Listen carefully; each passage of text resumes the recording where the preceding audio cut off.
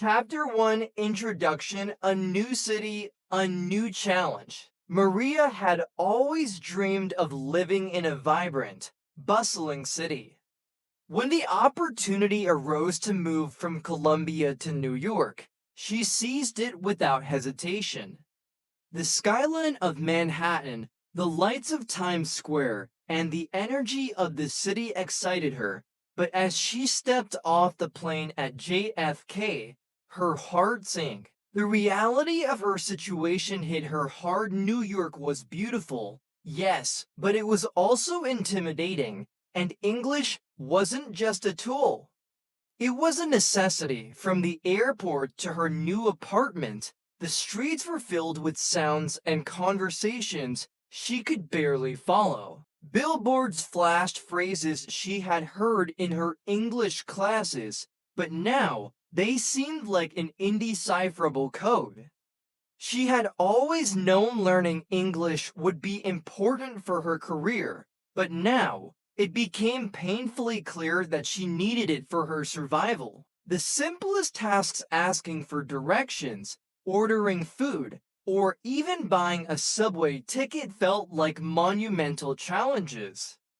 Her new life began in Brooklyn, where she shared a small but cozy apartment with a friend from Columbia. Despite being in the heart of one of the world's greatest cities, Maria felt isolated.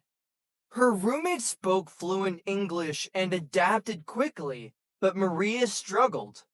She had studied English in school, but it wasn't the same. Here, the pace was faster, the words were different, and the people didn't slow down for her to understand.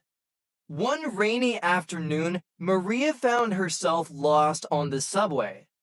She had accidentally taken the wrong train and was now far from her intended destination. As she sat in her seat, feeling overwhelmed, she looked around and noticed how easily people moved through the city, how naturally they engaged with the world around them.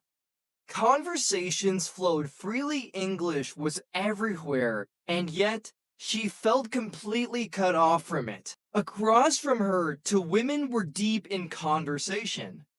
Maria couldn't understand most of what they were saying, but she caught a few words here and there: conference, presentation, so excited. As her train rattled along, she mustered the courage to speak. With broken English, she asked them if they knew how to get to her stop.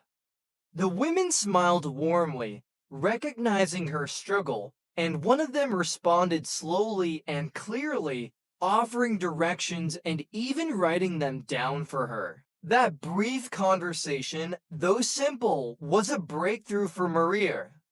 As she thanked them and got off at her stop, she realized that despite her fear and insecurity, she could communicate. She could ask for help, and people were willing to understand her. That night, in the quiet of her apartment, Maria reflected on the day. Her dream of becoming a graphic designer in New York depended on mastering English, but now she saw that it was more than just for her career. Learning the language would connect her to the city, to its people, and to the opportunities waiting for her. The challenge ahead felt immense, but for the first time, Maria felt a spark of hope. The fear that had gripped her since arriving was slowly giving way to determination.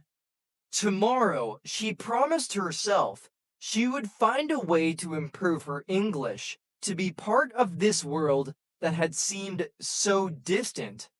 New York was hers to conquer, one word at a time. Chapter 2 Lost in Translation. Language Struggles at Work. Maria's first week at her new job in New York was nothing short of overwhelming. The modern open-plan office was located in Manhattan, surrounded by towering skyscrapers that made her feel small and insignificant. Her role as a junior graphic designer at a trendy digital marketing agency was a dream come true, but every day felt like a test she was unprepared for. On her second day, the team gathered for the morning meeting. Everyone spoke rapidly, tossing around terms like deliverables, mock-ups, and client feedback. Maria tried to follow along, her heart pounding as she struggled to decipher the flurry of words. The phrases danced around her, slipping through her mind like sand through fingers. Her colleagues didn't seem to notice her discomfort, assuming she was following along just fine. As the meeting ended, her manager, Sarah, assigned her to work on a project for an important client. Maria, I need you to have the wireframes ready by Thursday. Let's sync up before then to discuss the layout, Sarah said. Maria nodded, not wanting to appear confused. Inside, she felt a surge of panic. Wireframes, sync up, layout? The words were familiar, but in the rush of conversation, they blurred together into a jumble of incomprehension. Back at her desk, Maria stared at her computer screen, trying to piece together what had been said. She opened her work email, hoping for clarification, but the messages were filled with corporate jargon she didn't fully understand. She had studied graphic design extensively, but it had all been in Spanish. The technical terms in English felt alien to her, as if she were navigating a labyrinth without a map.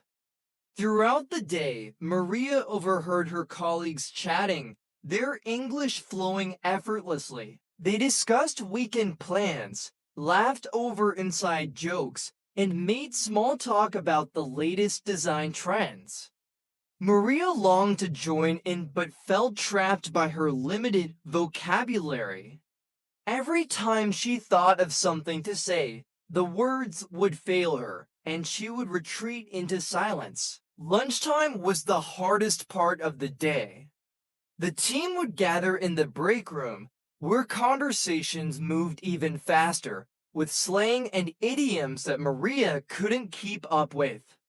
Once a colleague mentioned that the project was a piece of cake, and Maria furrowed her brow, wondering what cake had to do with design.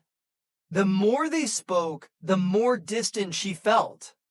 As the days passed, the weight of her silence grew heavier. She feared asking too many questions would reveal her weaknesses, but the more she avoided speaking up, the more isolated she became. Her coworkers were kind, but Maria felt like an outsider. Her dream of working in New York was becoming overshadowed by the pressure to speak and understand perfect English. One afternoon, while working on a design file, Maria accidentally deleted a crucial part of the project. Panicking, she called over her colleague, Jason, to help.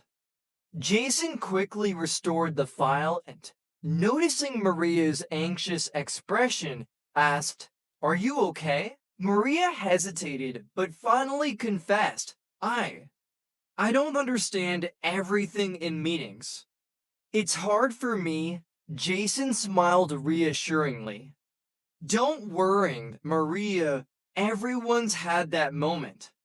Let me know if you ever need me to slow down or explain something. We've all been there." His kindness was a relief, but Maria still felt the weight of the language barrier.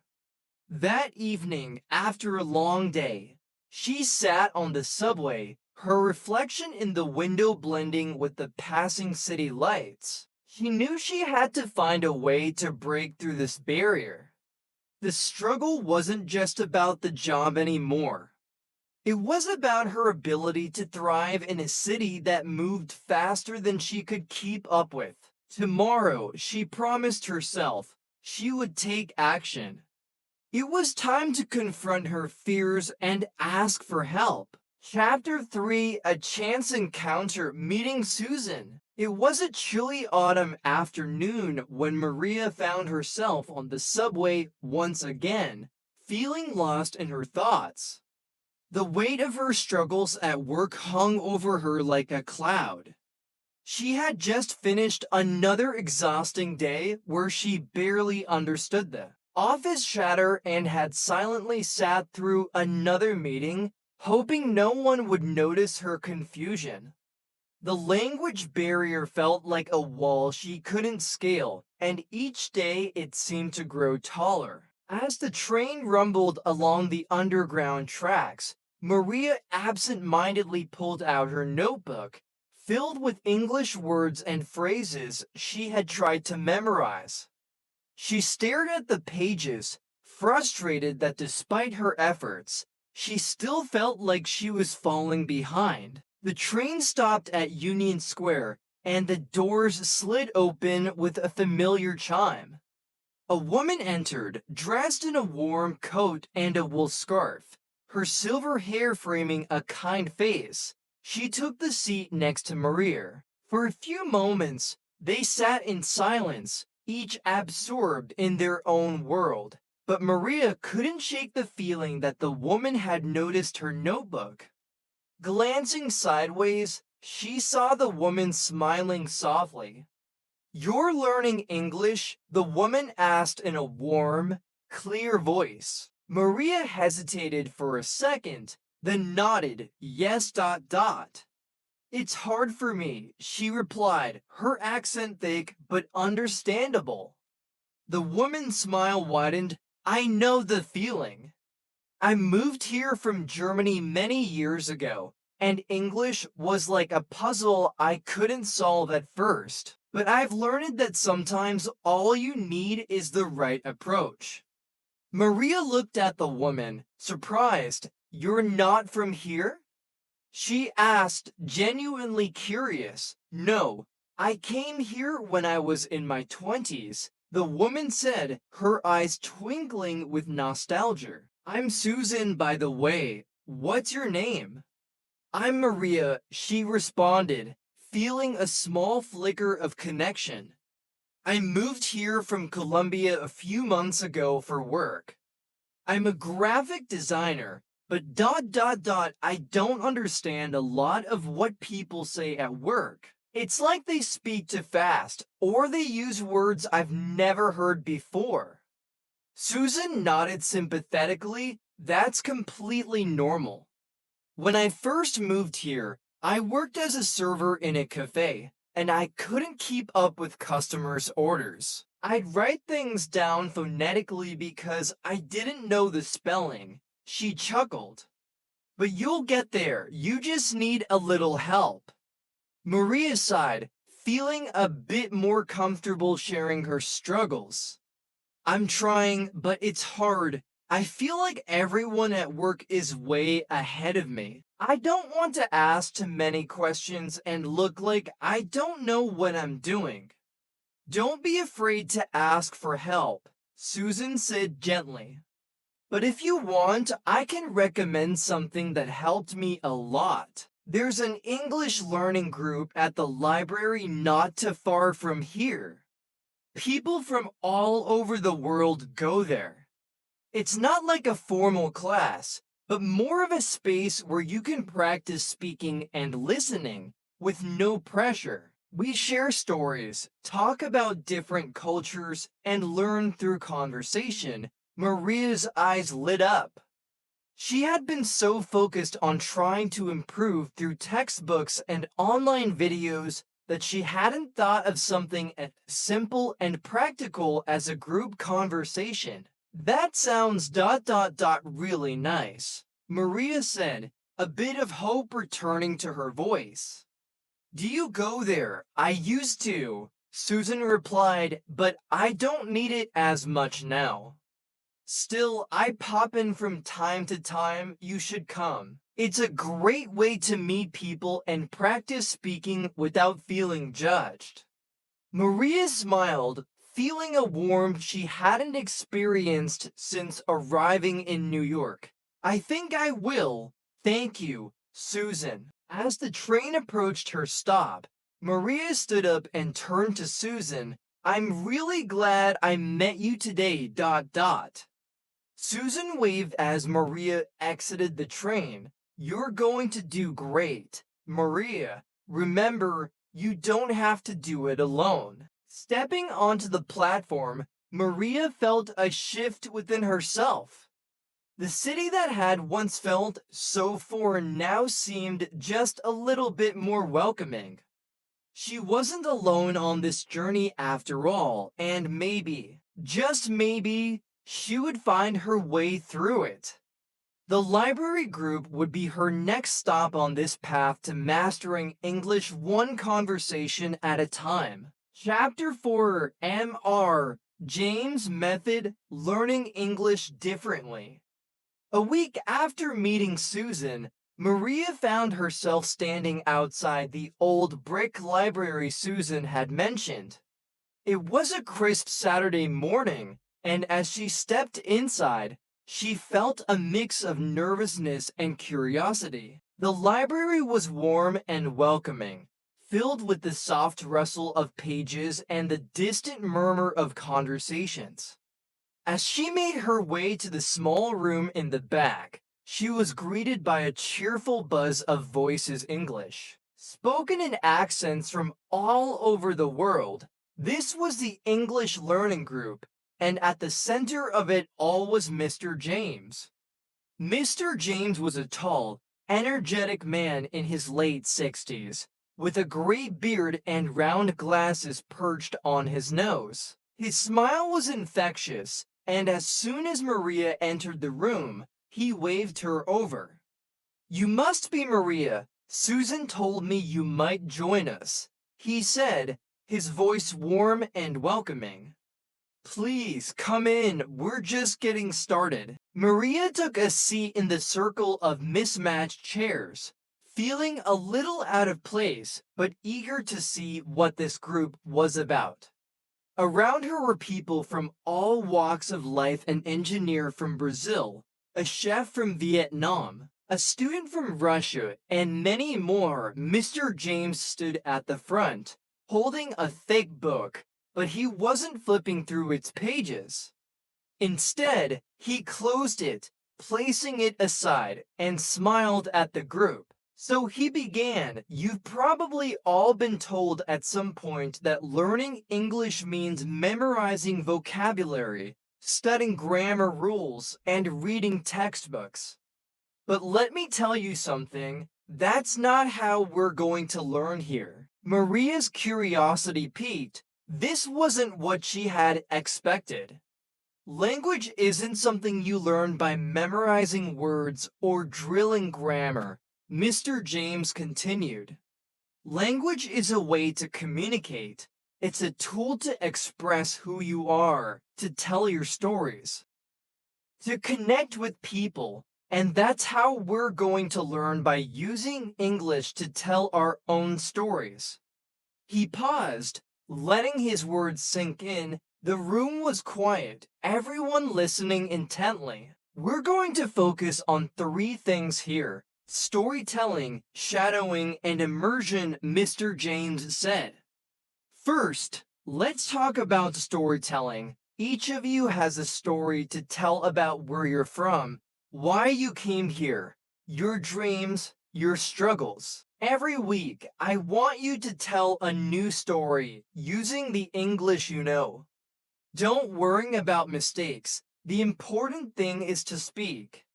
Maria felt a rush of excitement. For months, she had been trying to learn English through rigid study, and here was a method that encouraged her to speak without fear of mistakes.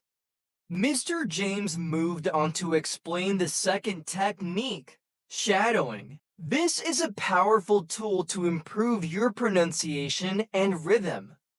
Find a recording, something in English that you can understand, and listen to it. Then repeat what you hear, like a shadow. Don't think too much, just copy the sounds. It might feel strange at first, but with practice, your speech will become more natural. Maria nodded, remembering how Susan had mentioned shadowing. It sounded like an interesting way to improve her spoken English and something she could do at home. And finally, Mr. James continued, immersion. This doesn't mean packing up and moving to an English-speaking country. You've already done that. Immersion is about surrounding yourself with the language.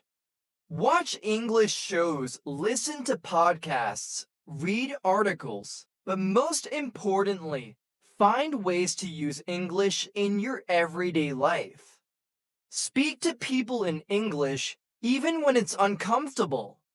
Maria was already imagining how she could incorporate this method into her life. The idea of learning through storytelling felt liberating, and shadowing seemed like a practical way to improve her pronunciation. She loved the thought of learning through real-life conversations rather than endless grammar drills. At the end of the session, Mr. James asked everyone to pair up and share a brief story in English. Maria turned to her partner, a young woman from South Korea named Ji-yeon, and nervously began to speak. At first, her sentences were simple and halting, but Ji-yeon listened patiently, encouraging her with smiles and nods. As Maria spoke, she realized something. She was communicating. She was telling her story and Ji-yeon understood her. When the session ended, Mr. James clapped his hands together. Great work, everyone. Remember, learning a language isn't about perfection, it's about progress. You'll make mistakes, but every mistake brings you one step closer to fluency. Maria left the library that day feeling lighter. For the first time since arriving in New York, she felt like she had found a method that made sense to her. It wasn't about being perfect. It was about using the language, telling her story, and learning along the way. Mr. James had given her the key to unlock the world of English, and she was ready to step through the door. Chapter 5: Daily Practice, Building Confidence. After Maria's first session with Mr. James, something inside her shifted. The fear and frustration she had carried since moving to New York began to melt away. She had been approaching English like a puzzle to be solved, focusing too much on getting everything right and too little on simply using the language. Now, thanks to Mr. James' methods, she was ready to embrace a new approach, one that focused on progress, not perfection. Every morning before work, Maria carved out 30 minutes to practice shadowing. She'd pick short videos or podcasts in English, some on graphic design, others on daily life topics, and mimic the speaker's intonation and rhythm. At first, it felt awkward, like she was trying on someone else's voice, but gradually it became second nature. She found herself picking up new phrases, and her pronunciation started to sound smoother. Each morning, the words flowed a little easier and her confidence grew. In the evenings, she immersed herself in English through the things she loved. Instead of watching Spanish language shows, she started binging on English TV series with subtitles to help her along. She watched cooking shows, design tutorials, and even sitcoms. At first, she paused often, rewinding to catch phrases she didn't understand, but soon she noticed she could follow along without relying as much on the subtitles. English was no longer just something she studied. It was becoming part of her daily routine. At work, Maria felt a new sense of determination. She made it a goal to speak more with her colleagues. During lunch breaks, instead of sitting quietly and letting the conversation wash over her, she started joining in, even if only to ask simple questions like, "What did you do this weekend?" or "What's your favorite place in the city?" Her coworkers were patient and kind, always happy to slow down or explain a phrase she didn't catch. One day, during a casual chat in the office, her colleague Jason mentioned a new project the team was working on. "It's going to be a tight deadline, but I think we can pull it off," he said. Maria, nervous but determined, jumped in. "I would like to help," she offered, her voice trembling slightly. It wasn't a long sentence, but it was a leap for her. Jason smiled, nodding, "Great, I'll send you the brief." That night, as Maria walked home through the bustling streets of Brooklyn, she replayed the conversation in her mind. It was a small interaction, but it was the first time she had voluntarily offered to take on more work in English. It was a milestone proof that her daily practice was paying off. Over time, her confidence continued to grow.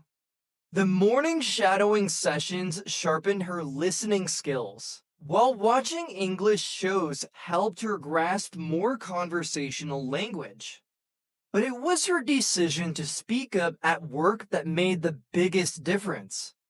She wasn't waiting for someone to include her, she was including herself. At the library's English group, Maria shared her progress with Mr. James and the other students. "I spoke at work today," she said with a grin.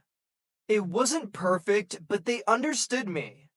The room filled with supportive cheers and smiles. Mr. James nodded proudly. "That's exactly what this is about, Maria.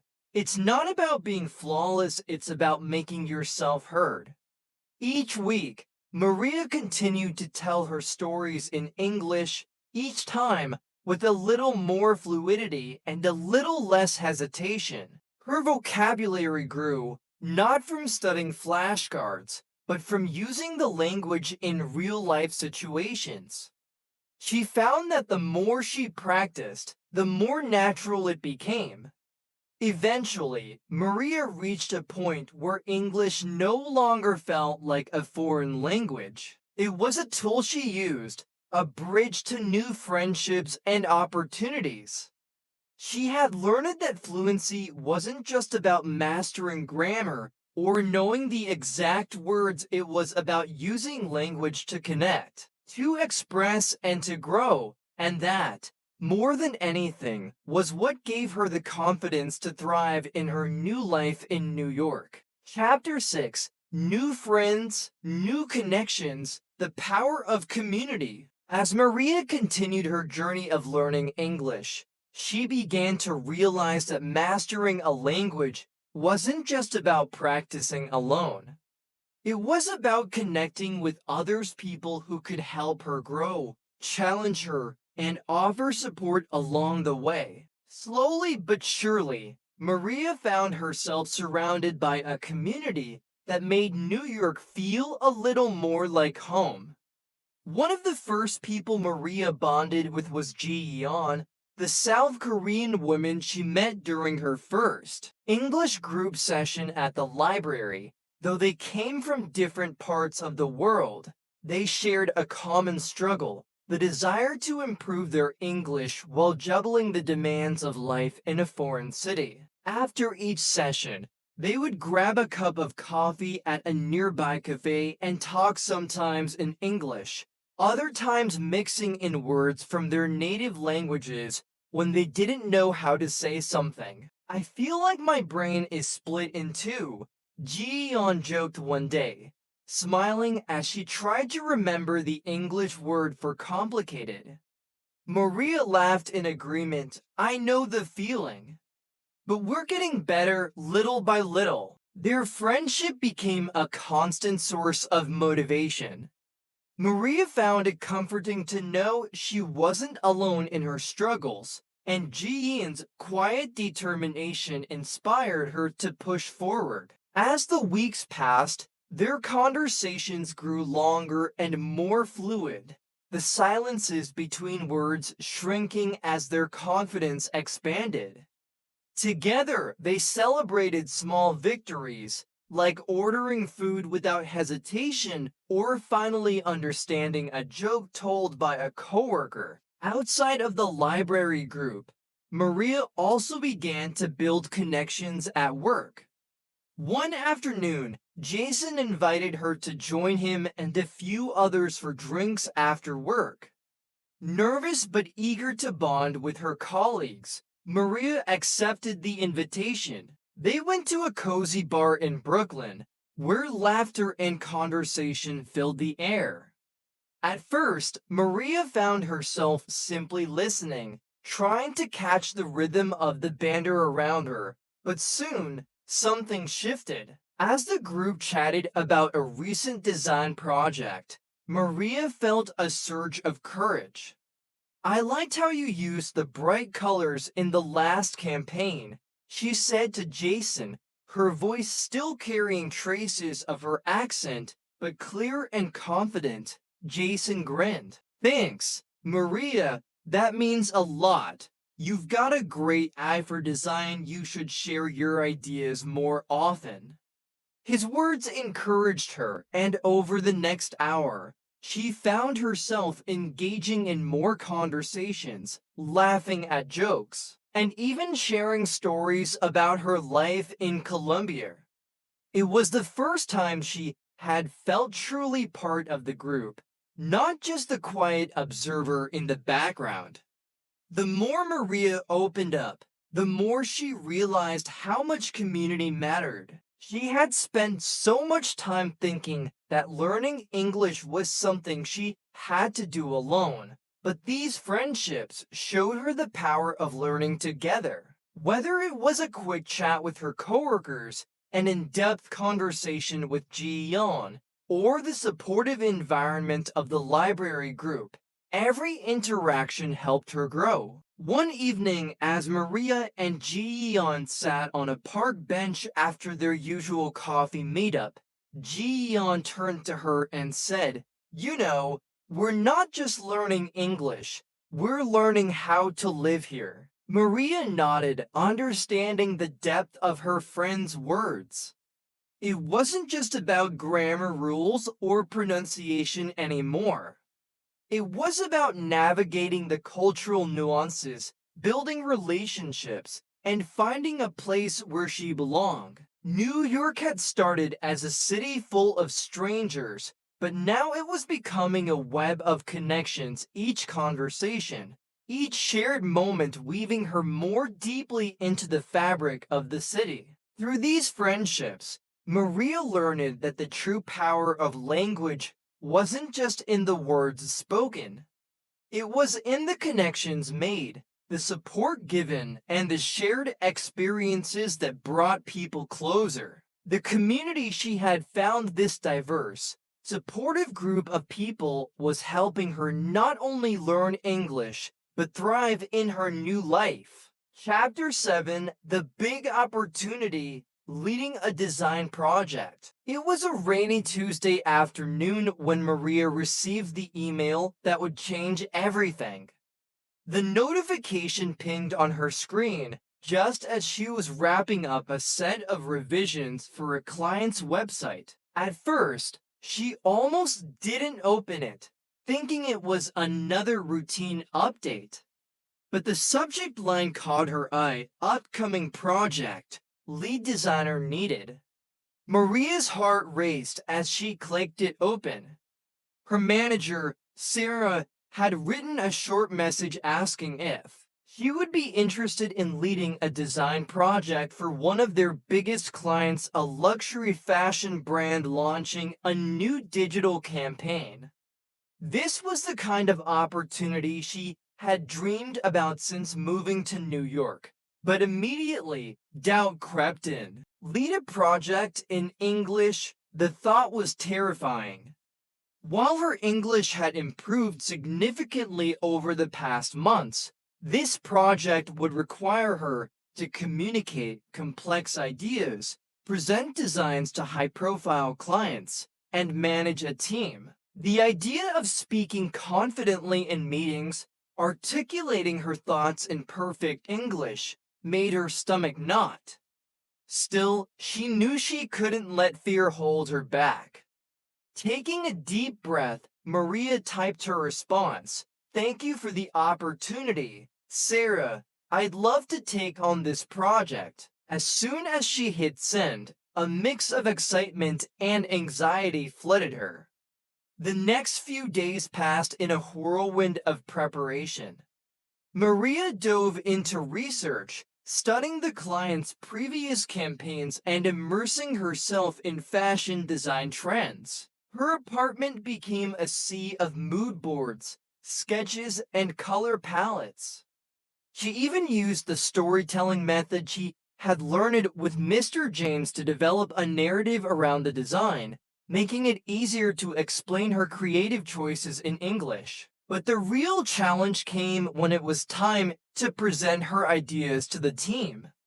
The presentation was scheduled for a Friday afternoon, and the whole company would be tuning in. Maria spent hours practicing. She rehearsed in front of her mirror, shadowed English-speaking design videos, and even did mock presentations with Ji-yeon, who offered encouragement and feedback. The day of the presentation arrived, and Maria found herself standing in the sleek conference room, facing her colleagues and Sarah, who sat at the head of the table. The rest of the team joined virtually, their faces appearing in small squares on the large screen in front of her. Her heart pounded as she set up her slides, but she took a moment to remind herself of how far she had come. This was her moment. As she began her presentation, the nerves were there, but something unexpected happened. Those English words that had once felt so foreign began to flow.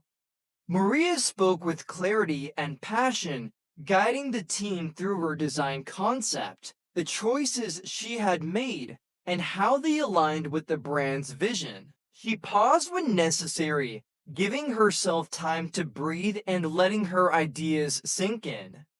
Her confidence grew with each slide. When she finished, there was a moment of silence. Maria's breath caught in her chest, fearing the worst. But then Sarah smiled. "Maria, this is fantastic work. You've captured exactly what the client is looking for." Her colleagues chimed in with nods of approval, and the feedback was overwhelmingly positive. The client representatives, who had been watching remotely, expressed their excitement for the project's direction. They even asked Maria to lead the next phase of the campaign. Maria left the conference room in a daze, the weight of what had just happened slowly sinking in. She had done it. Not only had she led the design, but she had communicated her ideas clearly in English to a room full of native speakers. This was the validation she had been waiting for, the proof that all her hard work, her daily practice, and her perseverance had paid off. That evening, Maria met Ji-yeon for coffee, as they often did after a long week. As she recounted the day's events, her friend listened with a proud smile. "I knew you could do it," Ji-yeon said, raising her cup in a toast. "Here's to many more." As they sat in the cafe, the city bustling outside the window, Maria realized that this was just the beginning. She had overcome one of her biggest fears, and in doing so, she had unlocked a new level of confidence both in her English and in her abilities as a designer. She had faced her challenge head on, and now, with this new opportunity ahead of her, the future felt full of possibility. Chapter 8: Triumph and New Beginnings. The glow of success from Maria's presentation lingered for days. She could still feel the energy from the room, the sense of accomplishment that had settled into her bones as she walked out of the office that day. The project was a triumph, but even more significant was the shift within her, a realization that she had not only broken through the language barrier, but also grown into the role she had once doubted she could fill. The weeks following the presentation were a whirlwind. Maria led her team through the next phases of the project, collaborating closely with the client. Every meeting, every email exchange, and every creative decision reminded her of how far she had come. Her English wasn't just a tool anymore, it was the language through which she expressed her ideas, built professional relationships, and showcased her talent. One Friday afternoon, after the final project was successfully delivered, Sarah invited Maria to her office. The skyline of Manhattan glittered through the window behind her desk, and the hum of the city below felt like a pulse running through the air. "I wanted to thank you personally, Maria," Sarah said, her voice warm and sincere. "The campaign was a huge success, and it wouldn't have been possible without your leadership. The client is thrilled, and they've asked to work with you again on their next collection." Maria smiled, feeling a mixture of pride and disbelief. "Thank you, Sarah. I couldn't have done it without the team." Sarah leaned forward, her tone becoming more personal. "I've seen how hard you've worked, not just on the design, but on your English. It's been inspiring to watch your growth. I hope you're as proud of yourself as we all are. Maria's heart swelled. In that moment, she realized that the doubts and fears she had carried with her since arriving in New York had finally lifted. She had earned her place, not by striving for perfection, but by embracing the challenges and allowing herself to grow, mistakes and all. Later that evening, Maria stood on the rooftop of her Brooklyn apartment, looking out over the city she had once found so intimidating. The sun was setting, casting a soft orange glow over the buildings, and she couldn't help but reflect on her journey. When she first arrived, the fast-paced, English-speaking world of New York felt overwhelming and alien. She had feared she would never fit in, that her broken English would always set her apart. But now, the city felt different. It wasn't just a backdrop to her life anymore, it was a part of her story. Ji Yeon joined her on the rooftop, holding 2 mugs of tea. "To your big success," she said with a grin, handing Maria one of the mugs. "You're officially a New Yorker now." Maria laughed, the sound light and free. "I don't know about that, but I do feel like I belong here." They stood together in comfortable silence for a moment, watching the lights flicker on across the skyline. "So, what's next?" Ji Yeon asked. Maria took a sip of her tea, feeling the warmth spread through her hands. "I'm not sure yet," she admitted, "but I know one thing: I'm ready for whatever comes next. I've realized I don't need everything to be perfect. I just need to keep moving forward." It was a simple realization, but it felt monumental. For so long, Maria had believed that fluency meant being perfect, that mastering a language was about speaking without errors, about understanding every word. But now, she understood that fluency was about confidence, about the ability to communicate and connect, even when things weren't perfect. In the following months, new opportunities began to unfold for Maria. She continued to lead design projects, not just for her agency, but for clients who specifically requested her. Her reputation grew, not only as a talented designer, but as someone who could bridge cultures and ideas through her unique perspective. More importantly, Maria found that her personal life blossomed as well. She made more friends, attended more social events, and even found herself mentoring new members of the library English group. She became the person others looked to for advice, the one who encouraged them to keep speaking, keep practicing, and most importantly, keep believing in themselves. New York was no longer the daunting metropolis she had first encountered. It had become her city, a place where she had not only found her voice, but discovered a new sense of self.